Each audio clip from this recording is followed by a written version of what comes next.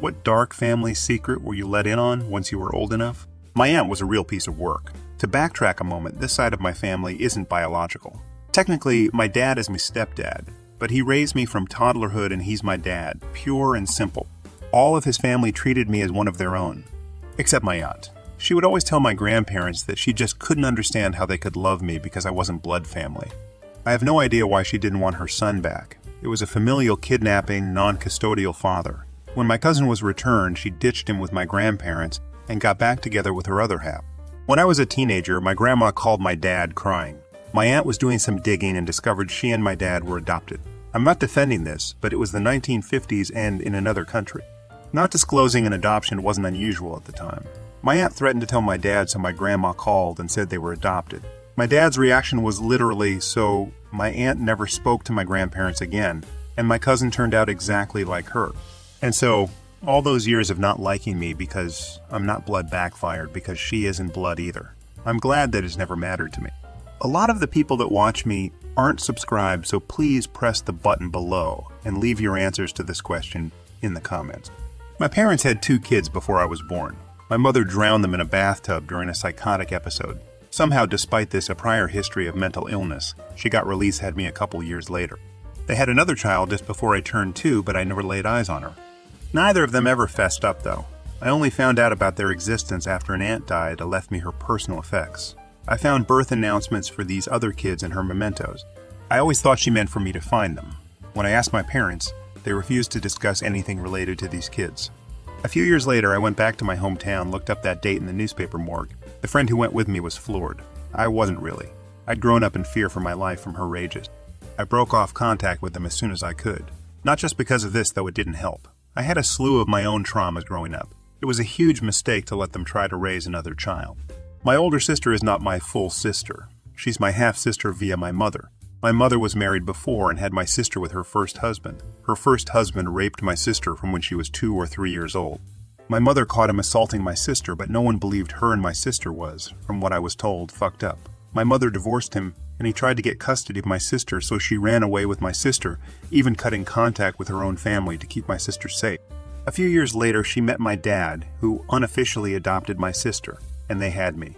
I grew up not knowing because my sister thought I might not love her the same if I knew we had different dads.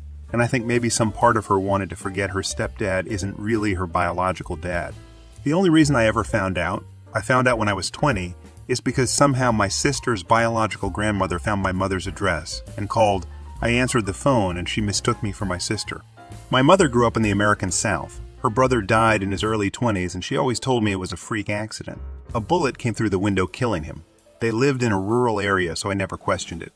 One year, I inherited an old Korean War officer's sword after my grandpa passed. My mom freaked out and told me that it was too dangerous to keep and that we should sell it or get a safe to lock it up in. I thought it was weird, so I asked my dad and he got this sad look on his face. Turns out my mom's brother was brutally murdered with a similar sword in the 80s. He had gotten involved with some drug dealers and they thought he had snitched about one of their big deals that got busted. No idea why they decided to use a sword, but it was pretty fucked up to hear about. My mom had to hide the body. I found this out when I was 16, but she never directly acknowledged it until years later. My mom said he was just trying to make some extra cash by introducing people who partied to the dealers. I'm about his age now, and I can see how he just thought he was making a quick buck, never thinking something like that would get him killed. I knew my grandfather was a coal miner and that he was really involved with the union, but it wasn't until after he died that I found out just how much of a union man he was. If something needed blowing up or someone needed to not be breathing anymore, they called Gramps. After he died, my brother remembers some men coming to visit Gran and giving her a lot of envelopes. She took off for a year-long vacation in Europe after that. Edit. For all the people saying my Gramps was a great man, thank you for the kind thoughts, but seeing something you think is cool on Reddit is not the reality.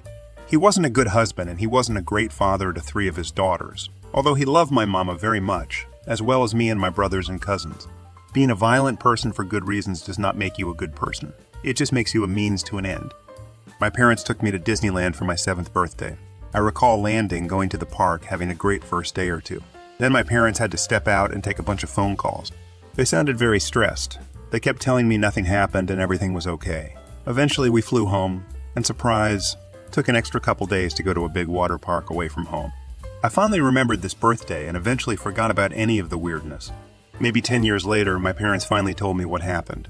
My uncle, my dad's brother, tried to kill himself on my 7th birthday. He shot himself in the stomach with a rifle. He was poor, addicted to drugs, no work, etc. He felt depressed. My dad had the life he always wanted, so tried to kill himself. He ended up living. My parents took me to the water park so that we didn't have to come home to him leaving the hospital. By not telling me, my parents let me keep my birthday as my day, not the day Uncle tried to die. Knowing how a 7-year-old's brain works, I probably would have thought I had something to do with it,